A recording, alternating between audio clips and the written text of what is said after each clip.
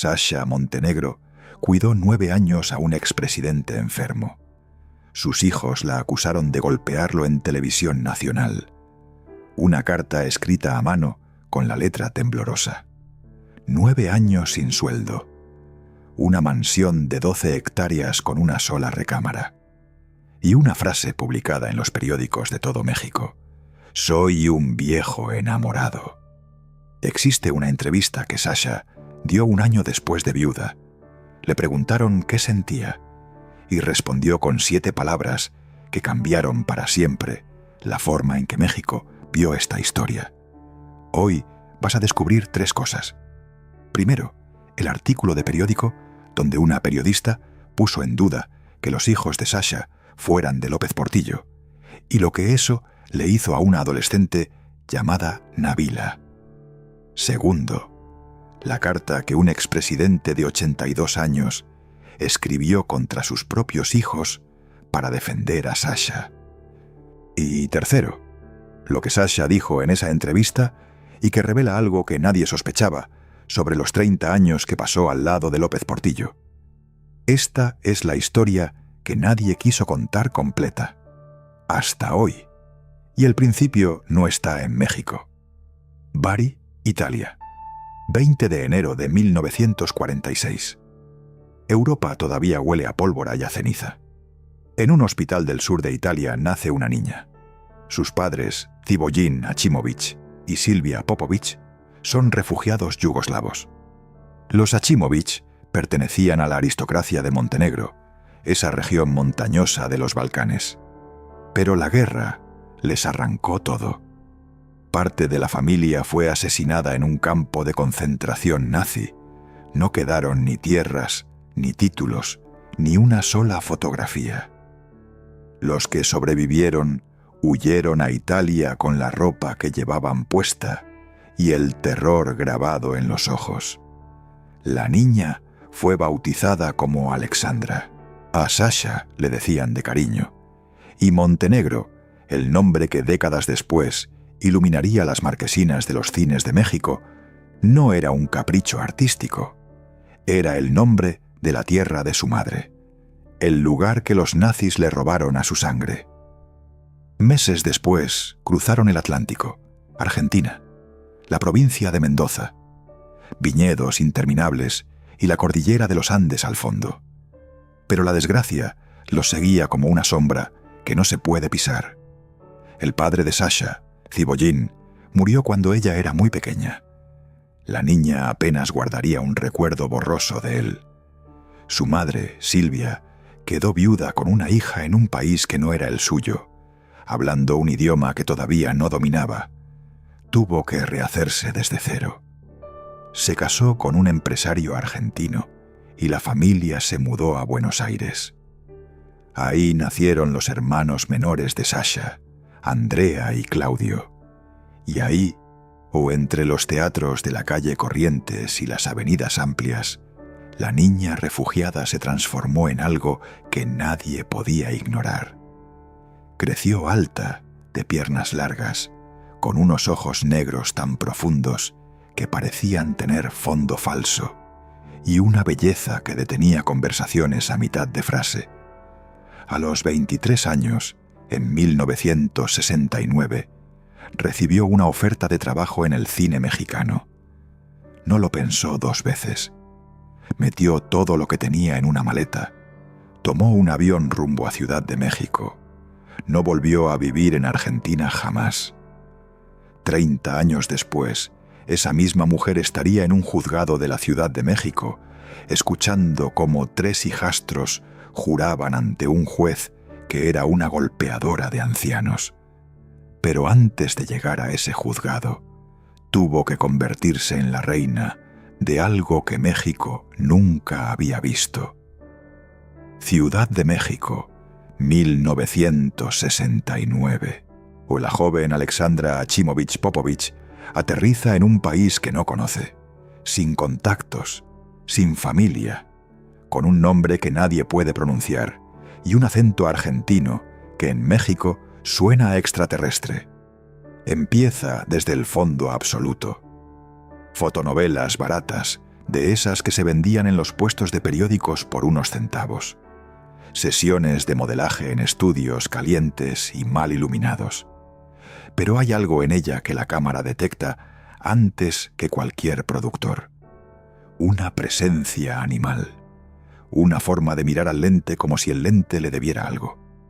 En 1972 llega su primer protagónico. Un sueño de amor, junto a un joven José José. Todavía no era leyenda, pero ya tenía esa voz que partía el alma. Y poco después se corona como la reina absoluta del cine de ficheras, o ese género de comedia sensual que escandalizaba a medio México y llenaba las salas del otro medio.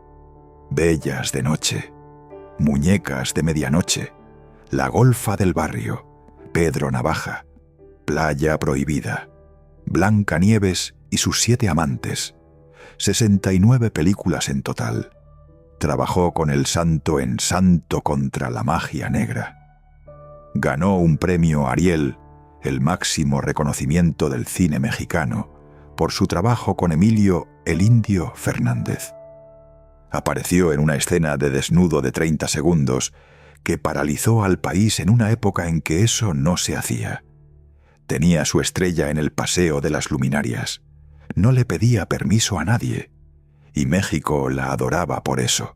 Era libre, era dueña de sí misma, era intocable. Pero eso estaba a punto de cambiar para siempre. Esta era Sasha Montenegro en 1983. Pelo negro sobre los hombros, ojos oscuros, o parada en un set de filmación rodeada de humo y luces calientes. Dueña de sí misma. Esa mujer estaba a punto de cruzarse con el hombre que se lo quitaría todo. Y ese hombre ya tenía una esposa, una amante y un país destrozado. José López Portillo llegó a la presidencia en 1976. Apostó la economía al petróleo, prometió administrar la abundancia. Y cuando los precios se desplomaron, lo perdió todo. Juró defender el peso como un perro. El peso se devaluó de 22 a más de 100 por dólar. Lloró en Televisión Nacional en su último informe de gobierno.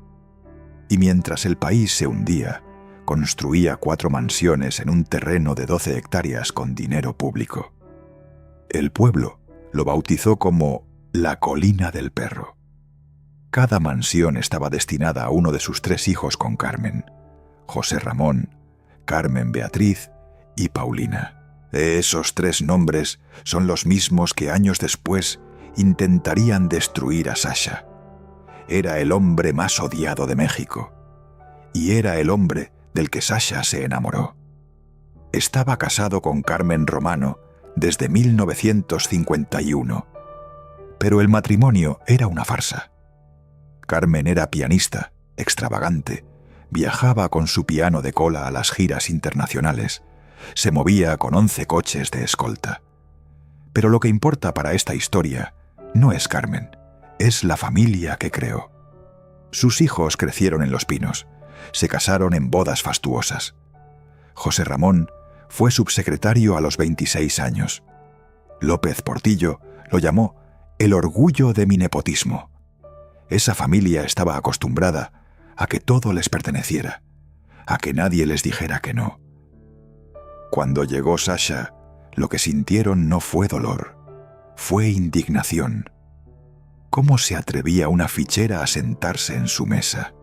Y en la familia había alguien más peligroso que Carmen. Su hermana Margarita López Portillo, que durante el sexenio había dirigido radio, televisión y cinematografía. Ese nombre, Margarita, es el que va a organizar la guerra contra Sasha. 1984. Sevilla, España. Semana Santa. Las calles están llenas de procesiones, cirios encendidos, cofradías en silencio. Un hombre de 62 años camina entre la multitud. Tiene la espalda todavía recta, pero los hombros caídos de alguien acostumbrado al poder que ya no tiene. Es el expresidente más odiado de México. La gente le ladra en la calle cuando lo reconoce. Y en esa calle de Sevilla, entre los pasos procesionales, escucha una voz. «Sasha», voltea. Es ella, pelo negro sobre los hombros, los ojos que habían hipnotizado a millones. Tiene 38 años. Está de gira con Nunca en Domingo. «¿Qué hace usted aquí?», preguntó él. «No, ¿qué hace usted aquí, señor?», respondió ella. La invitó a comer unas tapas. Empezaron a platicar. Y algo hizo clic.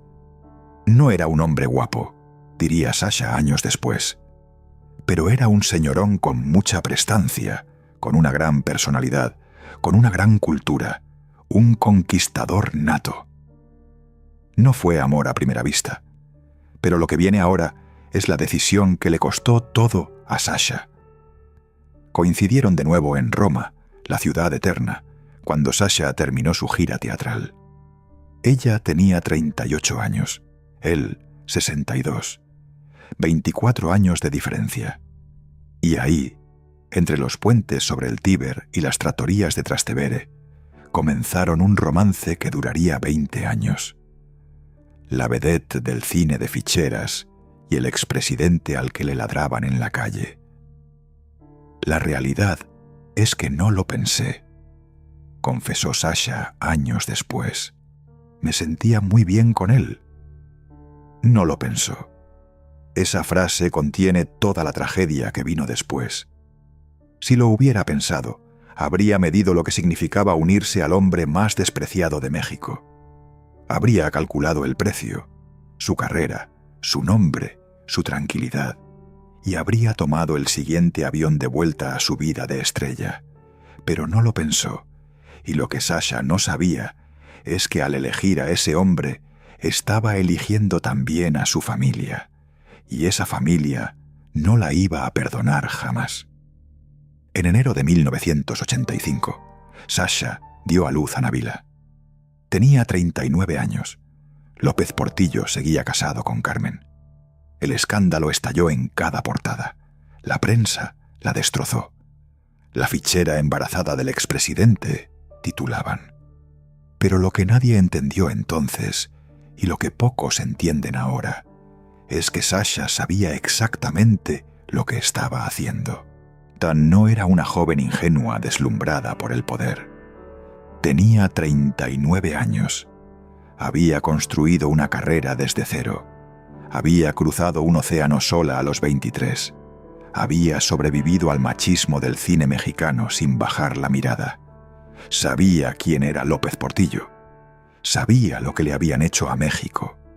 Sabía que la gente le ladraba en la calle y eligió quedarse, no por dinero, no por poder. El poder ya se lo habían quitado. El dinero estaba atrapado en mansiones que eran más escándalo que lujo. Sasha se quedó porque, según ella misma, ese hombre la hacía sentir bien. Me sentía muy bien con él. Esa frase tan simple esconde la decisión más costosa de su vida. En 1987 llegó Alexander. 2 hijos nacidos fuera del matrimonio. 2 hijos que compartirían apellido con los 3 del primer matrimonio, pero nunca compartirían su mundo. Y con cada hijo, el punto de no retorno se alejaba más. Ya no podía irse. Ya no era solo ella y él. Eran 4 personas atadas al destino de un hombre al que México no perdonaba. Y aquí es donde Sasha Montenegro tomó la decisión que le costó todo. Dejó el cine. 69 películas. Salas llenas durante más de una década. Su estrella en el Paseo de las Luminarias. Un fenómeno de taquilla. Un ícono cultural. Lo dejó todo. Por él. A partir de 1982, prácticamente no volvió a filmar. Solo hizo 4 películas más en 1990 y después, silencio definitivo. La pantalla grande perdió a su estrella más magnética. Y a cambio, ¿qué recibió? La prensa la llamaba la fichera del presidente. Los columnistas la retrataban como una cazafortunas aferrada a un viejo con poder residual. En las fiestas de la alta sociedad, o las esposas de políticos la miraban de reojo y cuchicheaban a sus espaldas. En México, ser presidente era ser un rey, explicó Sasha. Pero un rey por 6 años, porque después lo decapitan. A mí me tocó cuando ya estaba decapitado, y me tocaron los ladridos. Los ladridos. La gente ladrándole al hombre que amaba. Sasha al lado. Nabila en un brazo. Alexander en el otro. Sin anillo de matrimonio. Sin título de primera dama. Sin nada que la protegiera del juicio de un país entero. Sasha crió a sus 2 hijos durante 10 años en una especie de limbo social. No era la esposa legítima, porque López Portillo seguía casado con Carmen. No era la amante, porque vivían juntos y habían formado una familia con 2 hijos reconocidos. Era algo para lo que no existía un nombre respetable en la sociedad mexicana de los 80 y 90, y esa zona gris la hacía vulnerable a todos los ataques. No tenía protección legal, no tenía respaldo social, no tenía a nadie más que a él, y él era el hombre al que todo México odiaba. Para Nabila y Alexander, crecer en esa situación fue un calvario silencioso. Eran hijos de un expresidente, pero hijos no reconocidos por la sociedad. Llevaban un apellido que en México era sinónimo de vergüenza y corrupción. En las escuelas los niños repiten lo que escuchan en casa. Y lo que se escuchaba en las casas mexicanas sobre López Portillo no era nada bueno.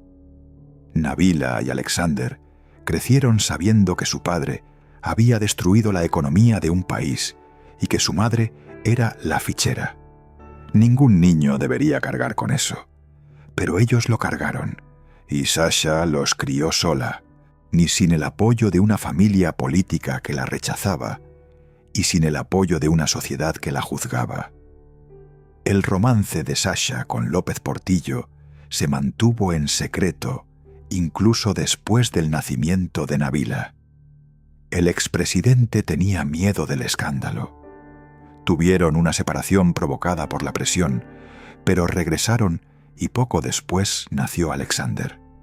La relación era un péndulo constante entre el amor y el miedo a las consecuencias. Y cuando finalmente salió a la luz pública, la reacción fue exactamente la que Sasha temía. La prensa la atacó sin piedad. Pero ella no se fue. No tomó a sus hijos y volvió al cine. Se quedó. Por él. O quizá por algo que ni ella misma podía explicar. La verdad, no quería ni casarme ni tener hijos, confesó Sasha en una entrevista. Esa frase revela más de lo que parece, pues la mujer que no quería ataduras terminó siendo la más atada de todas. Atada a un hombre que no podía casarse con ella. Atada a 2 hijos que cargaban un apellido maldito. Atada a una mansión que no era suya. Atada a una imagen pública que no controlaba. La mujer más libre del cine mexicano se convirtió en la más prisionera de todas.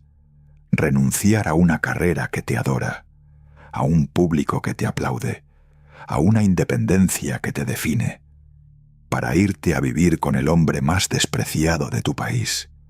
Aguantar que te llamen fichera y cazafortunas todos los días, mientras crías a 2 hijos que no entienden por qué la gente odia a su padre.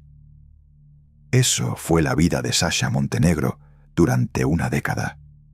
Y no había visto nada todavía, porque lo que le hicieron después ya no fue contra ella, fue contra sus hijos, y porque dentro de la familia López Portillo había alguien que se aseguró de que Sasha nunca tuviera paz. Margarita López Portillo, la hermana, la misma que había dirigido radio, televisión y cinematografía durante el sexenio, la guardiana del clan. Fue una relación muy difícil, porque siempre estuvo esta familia en contra, dijo Sasha en el programa Vidas al Límite. Margarita ha sido una mujer que siempre estuvo en contra de todas las mujeres que se acercaran a su hermano.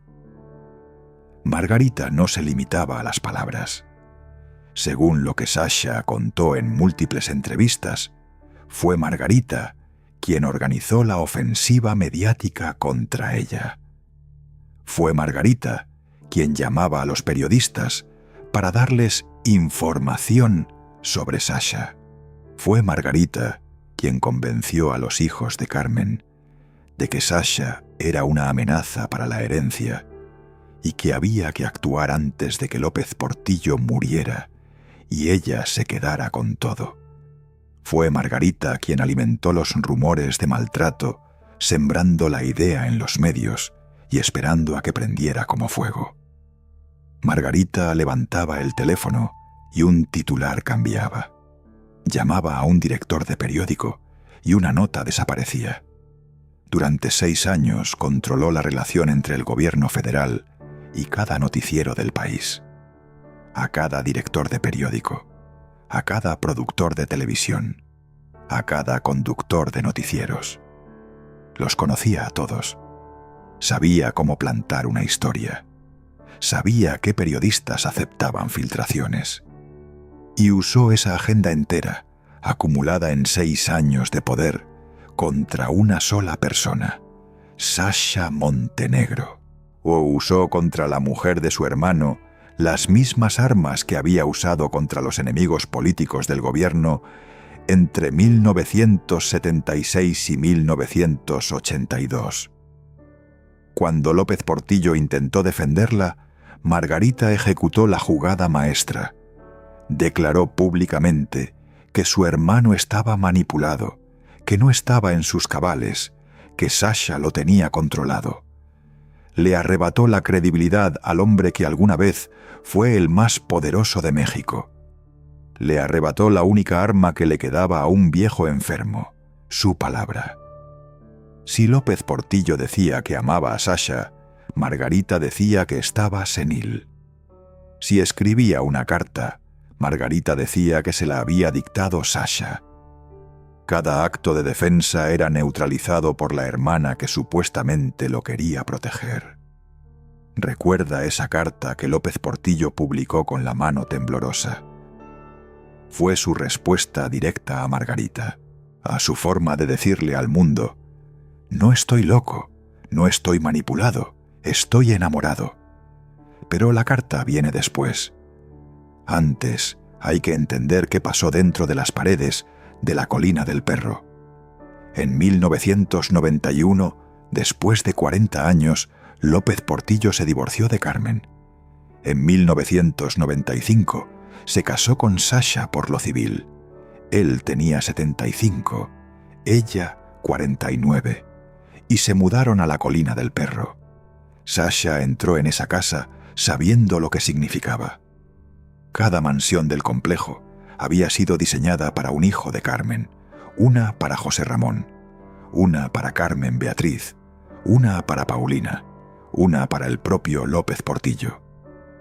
Sasha se mudó a un lugar que no fue construido para ella. Un lugar donde cada pared, cada chimenea, cada ventana colonial había sido pensada para otra familia. Era una intrusa en una fortaleza que no la quería, y todo México lo sabía. La mansión que el pueblo pagó con sus impuestos se convirtió en el hogar de la vedette, que el pueblo amaba en las pantallas, pero despreciaba en la vida real. La ironía acortaba. Sasha vivía en la prueba física de la corrupción de su esposo. Cada vez que un periodista mencionaba la Colina del Perro, era Sasha la que cargaba con la vergüenza. Sasha describió la colina años después. Era una verdadera porquería, un cascarón enorme. Decía la gente que tenía baños de lapislázuli y llaves de oro. Eso no es cierto. Las cortinas estaban podridas.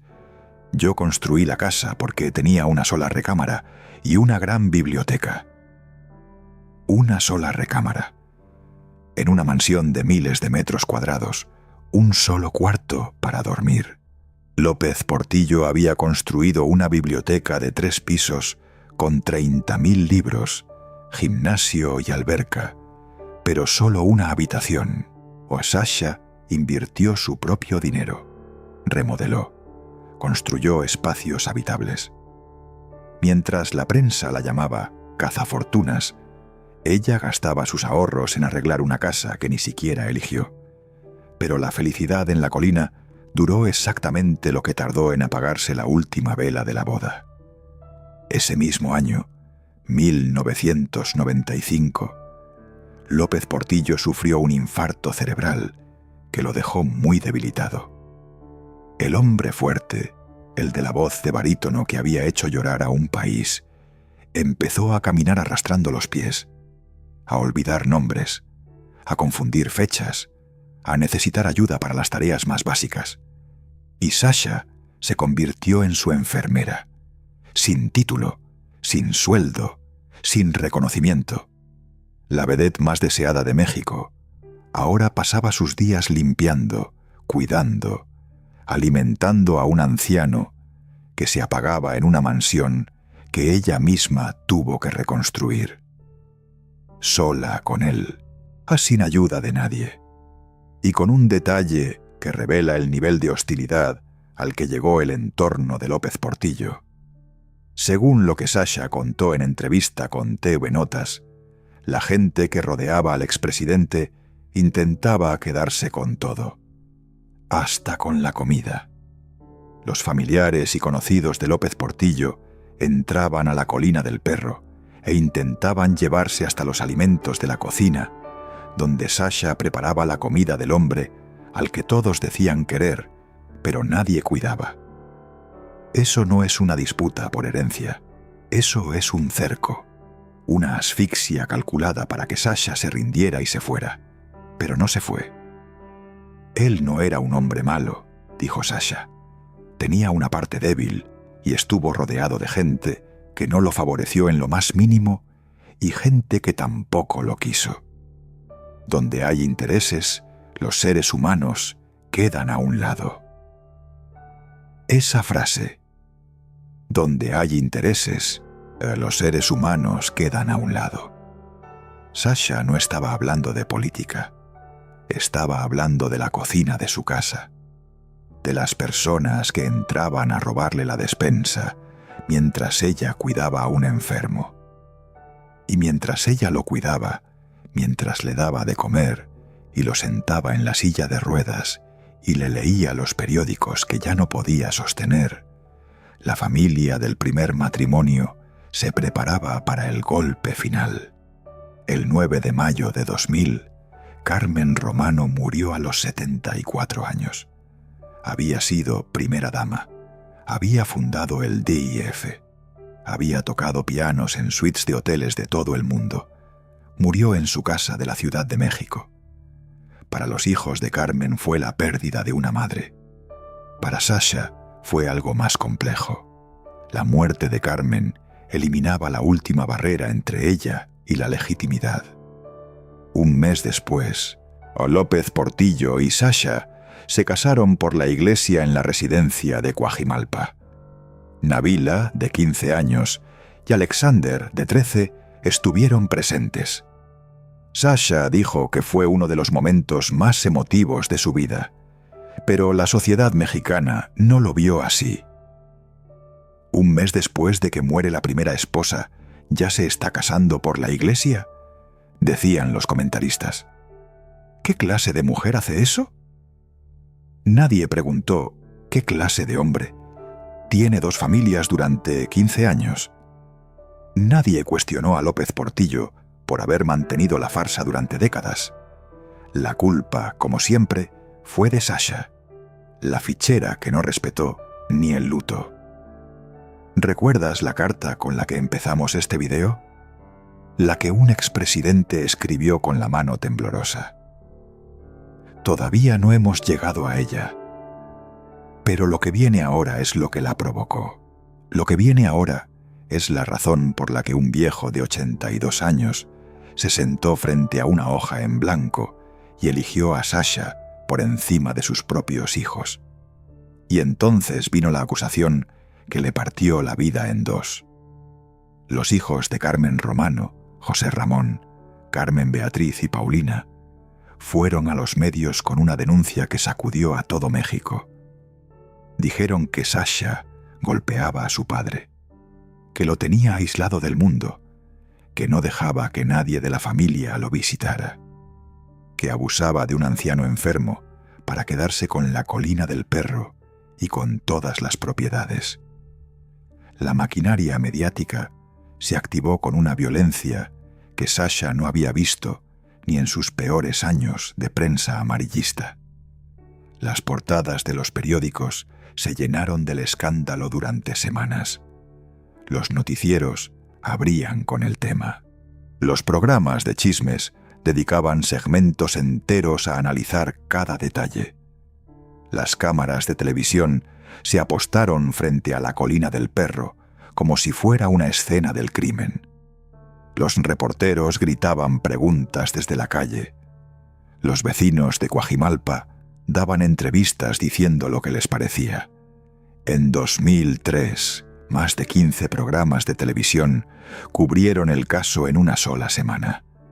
Todo México tomó partido, y la mayoría se puso en contra de Sasha, porque era más fácil creer que la fichera era mala que aceptar que los hijos de la primera dama pudieran mentir para quedarse con una herencia. Los programas de opinión más vistos del país dedicaron mesas de debate al caso. 5, 6, 7 panelistas por programa. Conductores que nunca habían pronunciado el nombre de Sasha Montenegro ahora opinaban sobre si era o no una golpeadora. O abogados de televisión analizaban el juicio como si fuera un partido de fútbol. Y en cada programa la narrativa era la misma: la fichera contra la familia legítima. Nadie la llamaba por su nombre. Nadie mencionaba su carrera, su Ariel, sus décadas de trabajo. Era la fichera. Y la fichera estaba acusada de pegarle a un viejito. Lo que eso significó para Sasha no cabe en un titular. Llevaba 9 años cuidando a un hombre que ya no podía valerse por sí mismo. Había renunciado a su carrera, a su fama, a su independencia, a su juventud. Había construido con su propio dinero la casa donde lo cuidaba. Le había preparado la comida mientras la parentela intentaba robar la despensa. Estaba sola en 12 hectáreas con un enfermo que se apagaba. Y de repente, los hijos del primer matrimonio, de los mismos que no se habían acercado a la colina para cuidar a su padre, la acusan en televisión nacional de ser una golpeadora de ancianos. La mujer que lo dejó todo por amor, convertida en monstruo por la familia de su esposo. Las mismas personas que no habían movido un dedo para cuidar a su padre durante 9 años, ahora aparecían en cámaras con lágrimas, diciendo que Sasha no lo cuidaba bien. Y Nabila y Alexander eran adolescentes. Nabila tenía 17, Alexander 15, cuando empezaron las acusaciones más fuertes. Veían a su madre en los periódicos llamada golpeadora. Escuchaban en la televisión que su padre estaba siendo maltratado por la mujer que todas las noches les preparaba la cena. Iban a la escuela sabiendo que sus compañeros habían visto las portadas. Esos 2 niños, que ya cargaban con el peso de ser hijos ilegítimos de un expresidente odiado, ahora cargaban también con la acusación de que su madre era una criminal. Sasha respondió que era un complot, que los hijos de Carmen querían la herencia completa, que habían inventado las acusaciones para separarla de López Portillo y dejar a Nabila y Alexander sin nada. Donde hay intereses, repitió, los seres humanos quedan a un lado. Y aclaró algo que la prensa nunca quiso reportar. Lo hicieron porque querían recuperar la colina del perro, que José me había donado en vida. La colina no era herencia, era una donación. López Portillo se la había dado en vida, con escrituras, de forma legal. La familia no peleaba los derechos de un enfermo. peleaba una propiedad que ya no era de ellos. La familia inició un juicio de divorcio contra Sasha. Y cada día una nota nueva en los periódicos. Cada semana una declaración de algún abogado. La guerra se libraba en tribunales y en televisión al mismo tiempo, y no se detenía. En 1997, una periodista llamada Isabel Arvide llegó al extremo de cuestionar públicamente la paternidad de Nabila y Alexander. Puso en duda que fueran hijos de López Portillo. Le dijo a México que esos dos niños podían no ser de su padre. López Portillo demandó y ganó casi 5 millones de pesos por daño moral. Pero el daño a Sasha, a Nabila y a Alexander ya estaba hecho. Nabila era adolescente cuando leyó en el periódico que una periodista decía que ella no era hija de su padre. Alexander lo leyó también. Eso es lo que le hicieron a la familia de Sasha. Y en medio de esa tormenta, López Portillo hizo algo insólito. Publicó la carta. A los 82 años, enfermo, con la mano temblorosa, la misma que alguna vez golpeó un podio presidencial frente a millones de personas. Escribió una carta abierta y la publicó en los periódicos nacionales. Un expresidente defendiendo a su esposa contra sus propios hijos, en público, con nombre y firma. Este escándalo sucedió tal vez porque no me morí a tiempo, escribió. Ya tengo muchos años, soy un viejo enamorado. El amor siguió rigiendo mi vida y seguir viviendo. La vida es muy complicada. Pero la carta no fue lo único. López Portillo aceptó sentarse frente a las cámaras de Ciro Gómez Leiva y Denise Maerker en el programa Séptimo Día. Y ahí, en Televisión Nacional, el expresidente que alguna vez fue el hombre más poderoso de México dijo algo que dejó helados a los presentadores. Calificó lo que le estaban haciendo a Sasha como un escándalo de proporciones nacionales. Proporciones nacionales. Un expresidente admitiendo que la guerra contra su propia esposa había alcanzado una dimensión que ya no podía controlar. Tal vez no me morí a tiempo, repitió frente a las cámaras. No se retractó. No pidió disculpas a sus hijos. No ofreció un punto medio. Eligió a Sasha. Con la voz quebrada y la mirada de un hombre que sabe que le queda poco tiempo, eligió a Sasha. Esa carta fue la última victoria de Sasha y la última derrota de Margarita. El hombre al que Margarita llamó manipulado tomó una pluma y escribió las palabras más lúcidas y más certeras que pronunció en toda su vida. No fueron sobre economía, ni sobre petróleo, ni sobre política.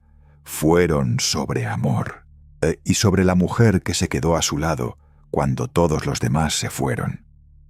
Sasha leyó esa carta en los periódicos. Después de años de insultos, de acusaciones, de juicios, de portadas donde la llamaban golpeadora. La mujer que renunció a toda su carrera por ese hombre, leyó que él la defendía frente al mundo con las únicas armas que le quedaban. Unas palabras temblorosas sobre el amor. No sabemos si lloró al leerla. Nunca lo dijo. Pero después de esa carta, nadie volvió a cuestionar una cosa: que López Portillo, con todas sus fallas, con toda su corrupción, con todo el daño que le hizo a México, amaba a Sasha Montenegro, y que ella fue la única persona que no lo abandonó cuando dejó de ser útil. La carta compró a Sasha 10 meses de paz. Después vinieron las 7 palabras. El 17 de febrero de 2004, López Portillo ingresó al Hospital Ángeles del Pedregal. Había empezado con una bronquitis que no cedía. El lunes al mediodía lo internaron. Su médico diagnosticó neumonía. Las complicaciones se acumularon rápido: renales, respiratorias, diabetes descontrolada. el cuerpo de 83 años no aguantó. A las 20:15 de la noche, su corazón se detuvo. Shock cardiogénico. El corazón deja de bombear sangre suficiente y el cuerpo se apaga. Y aquí viene el detalle más cruel de toda esta historia. López Portillo no murió junto a Sasha. Murió lejos de ella. La familia del primer matrimonio, la misma que había orquestado las acusaciones, la misma que había iniciado el juicio de divorcio, logró lo que llevaba años intentando: separar a Sasha de López Portillo antes del final. El hombre que escribió una carta pública defendiéndola, o el que dijo en televisión nacional que era un viejo enamorado, murió sin tener a su lado a la mujer que lo cuidó durante 9 años, la mujer que le construyó una casa con su propio dinero, la que lo alimentó, la que lo sentó en la silla de ruedas, la que defendió la despensa de los aprovechados. Esa mujer no estaba cuando él cerró los ojos. La familia lo consiguió. Al final, Margarita y los hijos de Carmen ganaron la última batalla. Le robaron a Sasha la despedida. El divorcio nunca se concretó. Sasha era su viuda legítima, pero viuda legítima de un hombre que murió sin ella al lado. Y ahora viene la parte que la familia prefiere enterrar.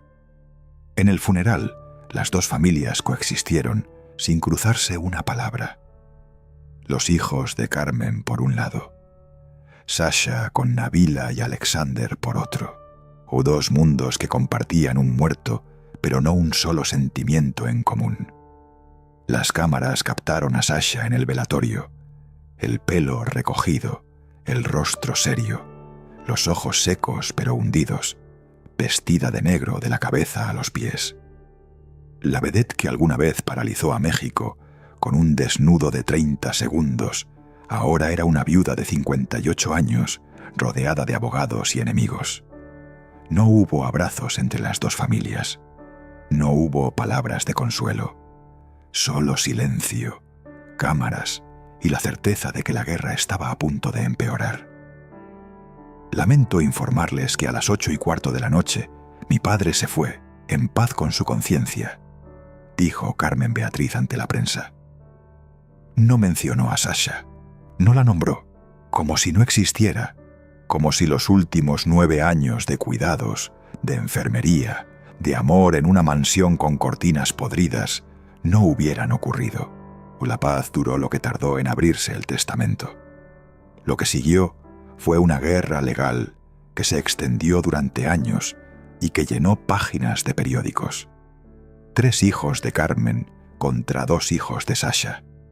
5 hermanos que compartían apellido, pero nada más.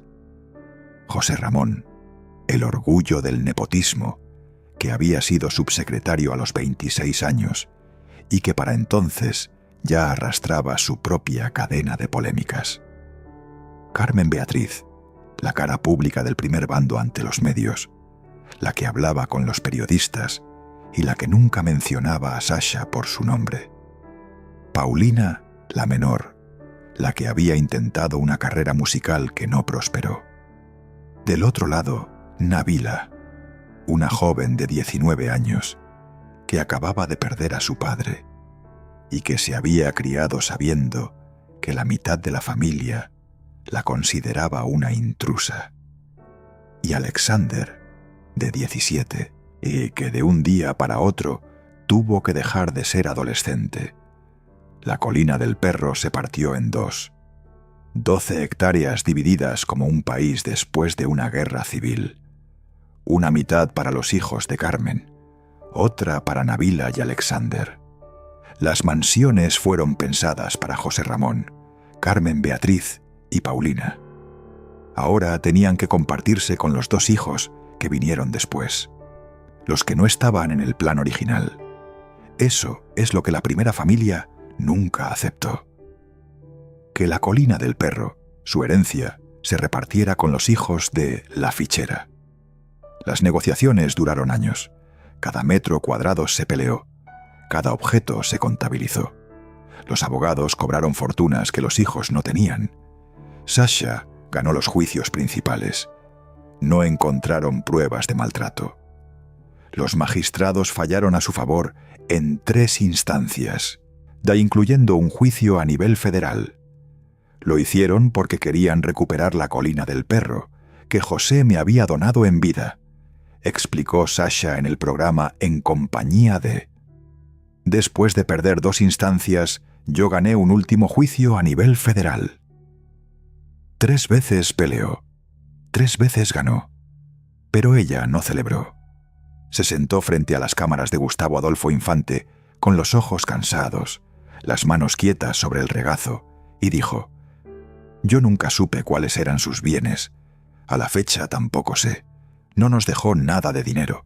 Lo que sí nos dejó fue una cantidad de problemas y juicios terribles».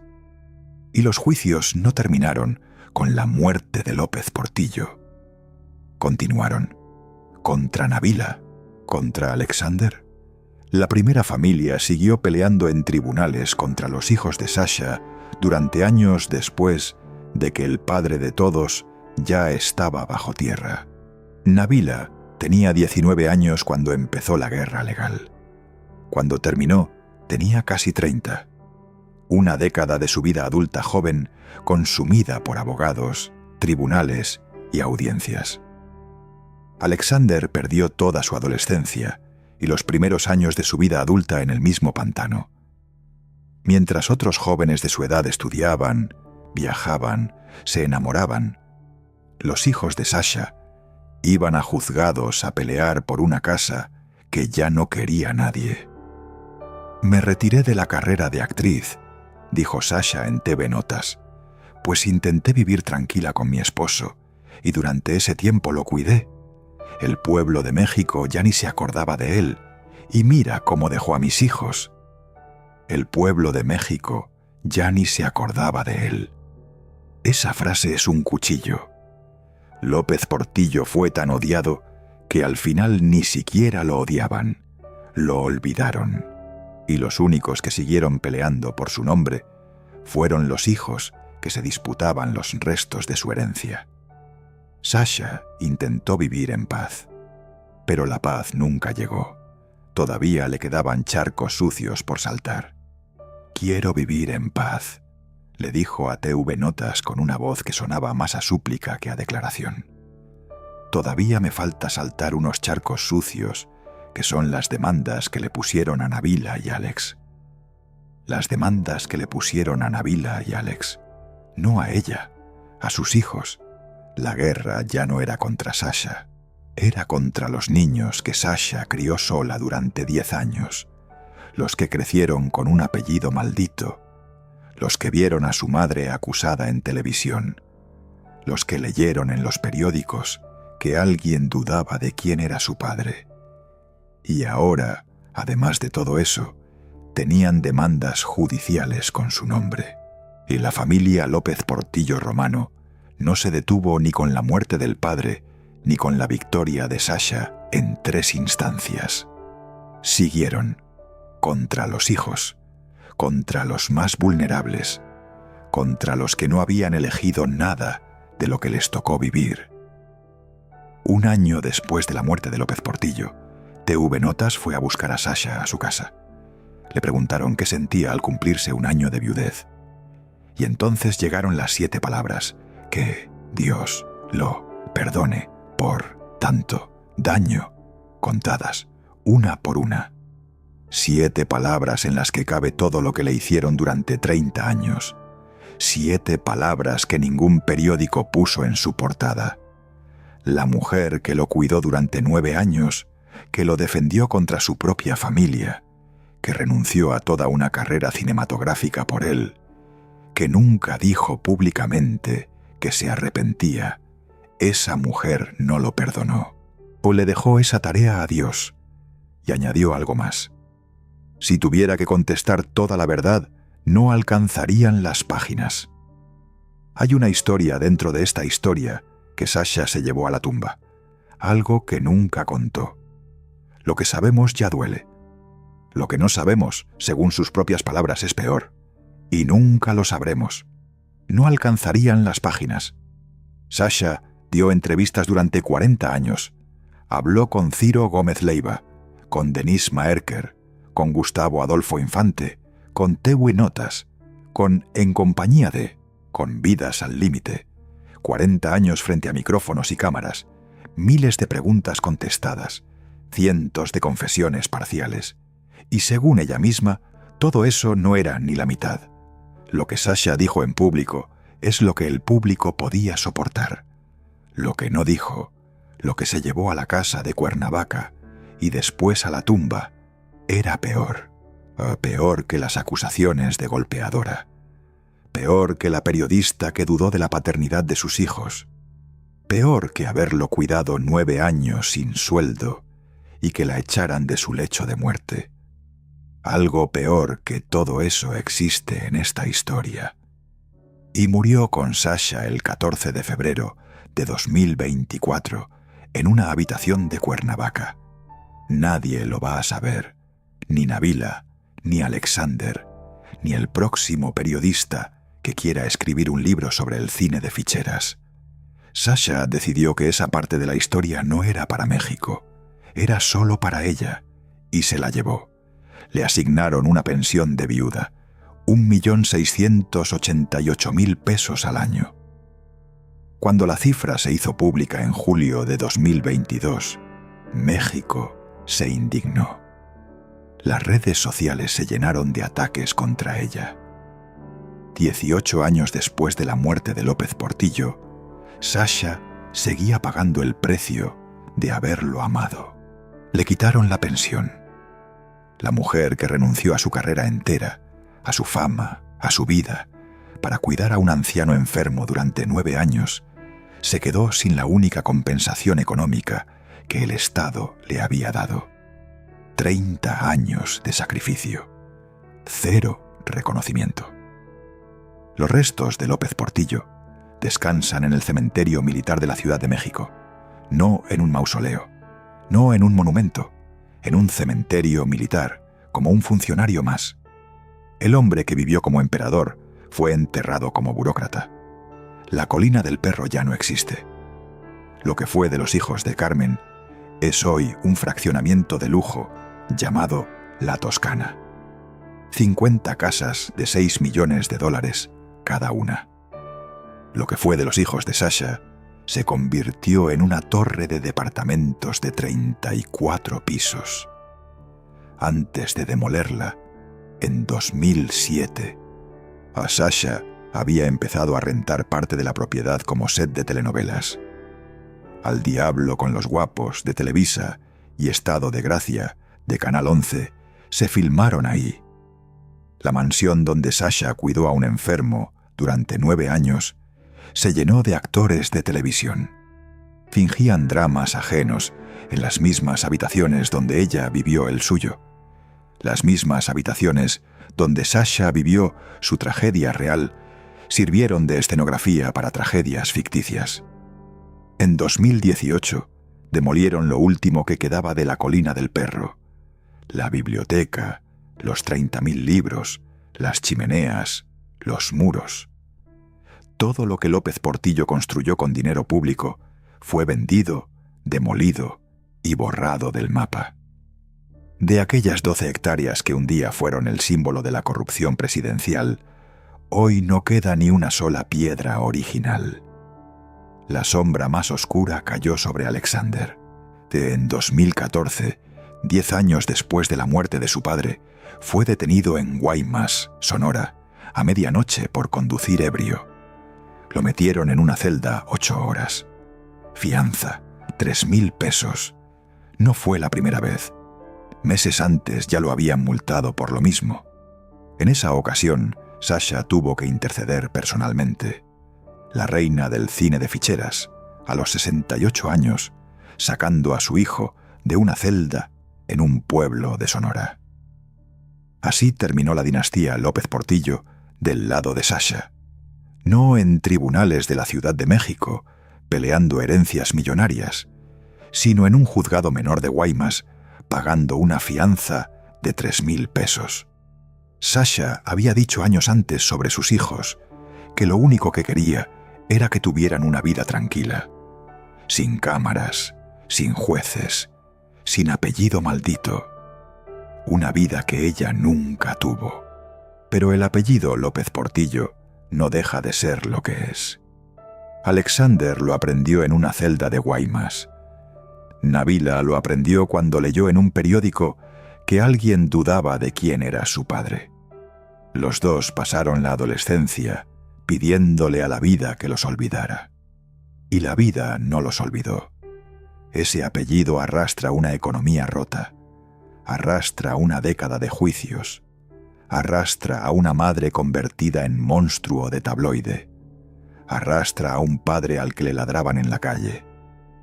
Los hijos de Sasha no eligieron nada de eso, lo heredaron, y les tocó cargarlo. Por eso, cuando Alexander salió de esa celda a las 8 horas, con una fianza de 3.000 pesos, Sasha no lo regañó. Lo recogió en silencio, porque ella sabía exactamente lo que pesa ese apellido. Llevaba 30 años cargándolo también. ¿Y los hijos de Carmen? José Ramón López Portillo Romano, el orgullo del nepotismo, el que fue subsecretario a los 26 años, desapareció del ojo público después de la pelea por la herencia. Carmen Beatriz, la que habló ante la prensa el día de la muerte de su padre, sin mencionar a Sasha por su nombre, se retiró a una vida privada de la que nunca volvió a salir. Paulina, la menor, la que soñó con ser cantante y grabó un disco con la Filarmónica por órdenes de su madre, tampoco volvió a dar señales. Y Margarita López Portillo, la hermana, la guardiana del clan, la mujer que usó sus contactos en los medios para destruir a Sasha, murió sin que la prensa le dedicara ni la 10ª parte de los titulares que le dedicó a la vedette que tanto combatió. La ironía final, la mujer que Margarita intentó borrar de la historia, terminó siendo más recordada que ella. Sasha se retiró a Cuernavaca, de la ciudad de la eterna primavera, lejos del ruido de la capital, lejos de las cámaras, lejos de los tribunales, lejos de la colina del perro que ya no existía. Vivía en silencio, viajaba poco, decía que tenía negocitos que le daban para vivir modestamente. Cuando TV Notas la visitó, encontraron a una mujer que ya no quería hablar del pasado. «Escarbar en el pasado no es bueno», dijo Sasha. «Si tengo algo que recordar de él, solo trato de emular lo bueno, que fue un hombre culto, que lo amé, que fue atractivo, que la pasamos bien juntos como pareja. Y bueno, él también me amó». Hizo una pausa. El problema fue que envejeció, se enfermó, y esto le provocó mucho daño psicológico, tanto a él como a nosotros. Pero eso hay que dejarlo en el pasado, pues todos tenemos que disfrutar la vida y el presente. Ya no era la Sasha de las marquesinas, ni la de las portadas de escándalo. Era una mujer mayor que paseaba por las calles de Cuernavaca sin que casi nadie la reconociera. De vez en cuando, alguien la miraba 2 veces, como tratando de ubicar dónde había visto esa cara, pero la mayoría pasaba de largo. El tiempo había hecho su trabajo. La mujer que había paralizado a México con más de 60 películas, ahora era invisible en una calle de Morelos. Y probablemente eso era exactamente lo que quería. Después de 30 años bajo los reflectores del escándalo, la oscuridad debió sentirse como un alivio. Le preguntaron con quién se reunía, quiénes eran sus amistades. Y la respuesta fue otra daga. Me he quedado con el círculo de amistades que he tenido toda mi vida.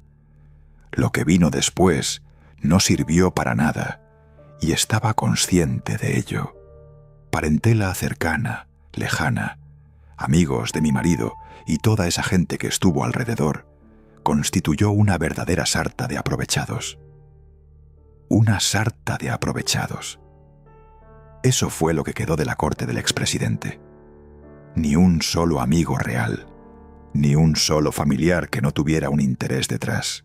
solo Sasha, y ni siquiera la dejaron estar a su lado cuando murió. Nabila López Portillo Montenegro encontró refugio en el arte.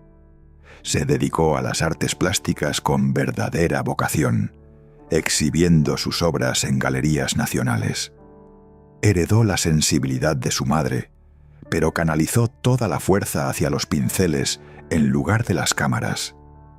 Alexander, más práctico, administraba los negocios familiares con un perfil tan bajo que era invisible para la prensa.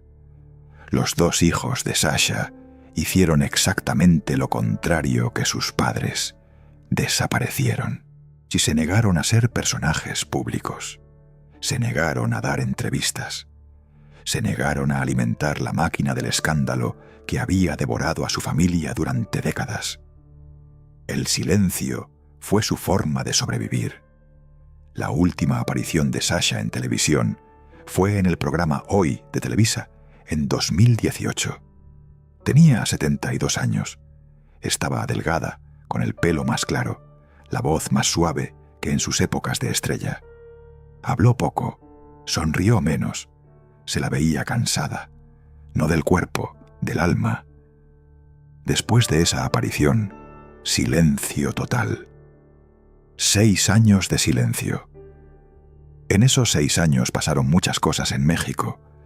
Pasó una pandemia, pasaron 2 elecciones presidenciales, pasó el desmantelamiento de la casa que le quedaba en la Ciudad de México. Pasó el escándalo de la pensión de viuda en 2022, y con su nombre otra vez en todos los noticieros, sin que ella pronunciara una sola palabra en defensa propia. Sasha no respondió, no dio entrevistas, no mandó comunicados. Ya había dicho todo lo que iba a decir en 40 años de carrera. El resto era silencio. Sus vecinos en Cuernavaca contaron después que la veían poco, que salía al jardín a veces, que se había vuelto delgada, que había dejado de teñirse el pelo, que cuando alguien le preguntaba cómo estaba, contestaba siempre lo mismo: aquí tranquila. 2 palabras. Como si después de las 7 palabras de 2005, a Sasha ya no le quedaran más. Hasta que el 14 de febrero de 2024, todo terminó. Un cáncer de pulmón agresivo que le habían diagnosticado poco tiempo antes, demasiado tarde para hacer algo, le provocó un derrame cerebral en su casa de Cuernavaca. Nabila y Alexander estaban con ella. No murió en un hospital, murió en su casa, en silencio, como había vivido sus últimos 6 años. Alexandra Achimovich Popovich, la niña nacida en un hospital de Bari entre los escombros de la Segunda Guerra Mundial, la hija de aristócratas yugoslavos que lo perdieron todo en un campo de concentración nazi, la joven argentina que cruzó un océano con una maleta y un nombre impronunciable, la vedette que reinó en el cine mexicano durante más de una década sin pedirle permiso a nadie, la mujer que lo dejó todo por un hombre al que la gente le ladraba en la calle y que pasó 30 años pagando el precio de esa decisión. Murió a los 78 años, el día de los enamorados. 20 años y 3 días después de la muerte de López Portillo. Febrero se llevó a los dos, como si el mes que los separó fuera el mismo que los reuniera. Fue Nabila quien confirmó la noticia a los medios. La Asociación Nacional de Intérpretes publicó un comunicado donde la reconocía como actriz y vedette, que perteneció a la época del cine de ficheras mexicano. Se le recuerda por las películas Bellas de Noche, Pedro Navaja y Playa Prohibida. Ni una palabra sobre los 30 años que pasó cuidando a un expresidente. Ni una palabra sobre los juicios que enfrentó. Ni una palabra sobre la carta que su esposo escribió para defenderla.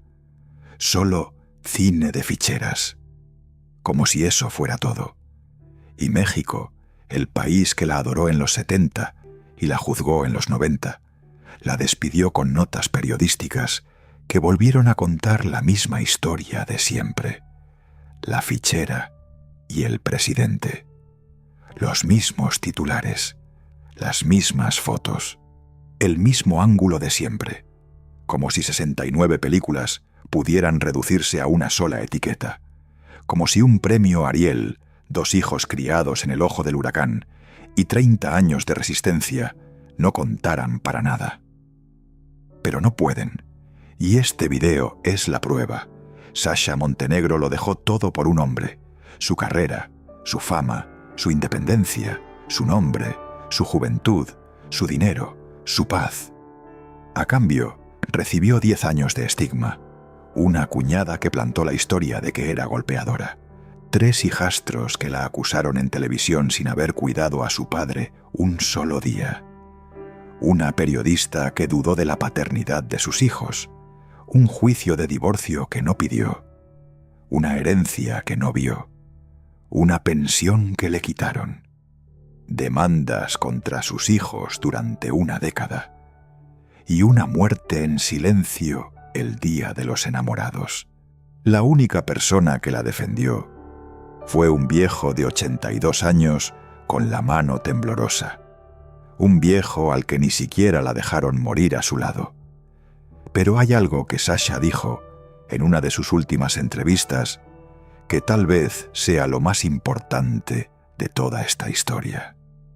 Cuando Gustavo Adolfo Infante le preguntó por López Portillo, ella no habló de mansiones, ni de herencias, ni de juicios, ni de Margarita, ni de los hijos de Carmen. No habló de nada de lo que acabas de escuchar durante una hora.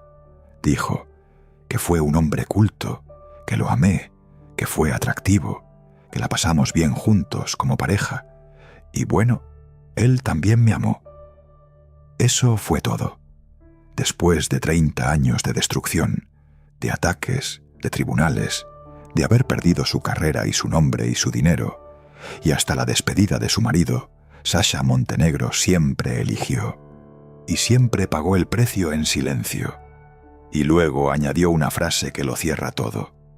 El problema fue que envejeció, se enfermó, y esto le provocó mucho daño psicológico, tanto a él como a nosotros.